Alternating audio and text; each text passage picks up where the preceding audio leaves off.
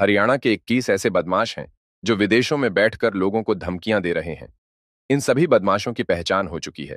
हरियाणा के कैबिनेट मंत्री कृष्णलाल पंवार ने बहादुरगढ़ में ये खुलासा किया है। कृष्णलाल पंवार ने कहा कि हरियाणा सरकार केंद्र सरकार के जरिए विदेश में बैठे बदमाशों को लाने का काम कर रही है। इसके लिए इंटेलिजेंस और विजिलेंस की टीम भी काम कर रही है। कैबिनेट मंत्री पंवार दिल्ली यूनिवर्सिटी छात्र संघ के नवनिर्वाचित अध्यक्ष आर्यन मान को बधाई देने के लिए बहादुरगढ़ में मान परिवार के निवास स्थान पर पहुंचे थे। यहां उन्होंने हरियाणा का गौरव बढ़ाने और डूसू चुनाव जीतने पर आर्यन मान और उनके परिवार को बधाई भी दी। बहादुरगढ़ पहुंचने पर कैबिनेट मंत्री कृष्णलाल पंवार का लोवा 17 खाप के प्रधान अशोक मान ने पुष्पगुच्छ देकर स्वागत किया।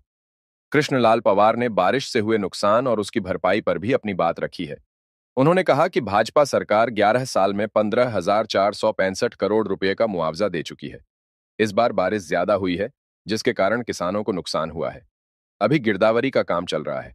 पंचायत मंत्री पंवार ने बताया कि प्रदेश सरकार 6,225 पंचायतों में विकास के काम कर रही है। हर गांव में महिला सांस्कृतिक केंद्र, ई लाइब्रेरी, इंडोर जिम खोले जाएंगे। वहीं 301 इंडोर जिम का उद्घाटन मुख्यमंत्री से करवा चुके हैं। आज यहाँ सबसे पहले मैं जो आर्यन मान हमारा बच्चा है, जो दिल्ली यूनिवर्सिटी का जो प्रेसिडेंट बना है, उनको मुबारकबाद देने के लिए और पूरे हरियाणा प्रदेश का उन्होंने गौरव बढ़ाया है कि दिल्ली के अंदर भी हमारे बच्चे ने एक जो प्रेसिडेंट का जो पद जीता है, तो उसके लिए मैं मुबारकबाद देता हूँ। आज मैं एक दोस्त दलेल सिंह के भाई की डेथ हो गई थी, उसमें आया था, तो फिर मान साहब की तरफ से निमंत्रण आया कि घर आना है, तो मैं निश्चित तौर से आना भी था बच्चे को आशीर्वाद देने के लिए। इसके अलावा जो कोई आपने बात पूछनी है तो आप पूछ सकते हैं। हाँ, इसके लिए मैंने जवाब दिया था। सबका आइडेंटिफाई कर लिया गया है। 21 ऐसे लोग हैं जिनके नामों के आइडेंटिफाई हो चुके हैं, जो विदेशों में बैठ करके धमकी देते हैं। वो 21 लोग हैं। उसमें सरकार लगी हुई है, इसमें इंटेलिजेंस ब्यूरो और से सारे उसमें लगे हुए, सरकार भी उस पर लगी हुई है। 21।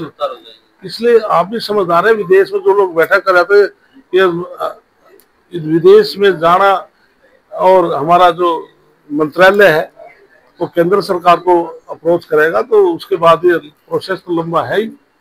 तो लेकिन आइडेंटिफाई कर लिया है 21 लोग हैं जो इस प्रकार के विदेशों में बैठकर जो धमकियां दे रहे हैं। आइडेंटिफाई तो धमकियां ही दे रहे थे, अपने नाम से आइडेंटिफाई तो है, लेकिन उनका कार्रवाई क्या था? लेकिन एक तो धमकी आना, एक लीगली तरीके से आइडेंटिफाई करना, बाय नेम आइडेंटिफाई करना, तो उसमें कुछ गिरफ्तार भी किए। तो 21 लोग आज भी रिकॉर्ड पे हैं। गिरफ्तार कब तो नहीं? इसके लिए यहाँ पर जो इस प्रकार के जो काम करते हैं, उनके कोई दूसरे लोग जो बैठे हैं, उनको अरेस्ट नहीं करते हम। जिस व्यक्ति को धमकी देकर आगे कहता कि फला व्यक्ति आएगा या धमकी देकर, उन लोगों को कितनों को अरेस्ट किया है।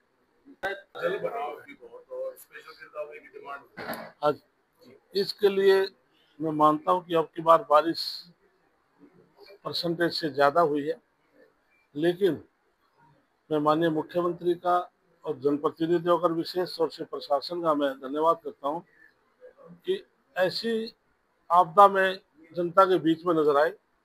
लेकिन माननीय नायब सैनी जी ने खुद वो सारा फ्लड एरिया का दौरा किया और उन्होंने उसी टाइम गिरदावरी के आदेश दे दिए थे। 15 तारीख लास्ट डेट दी।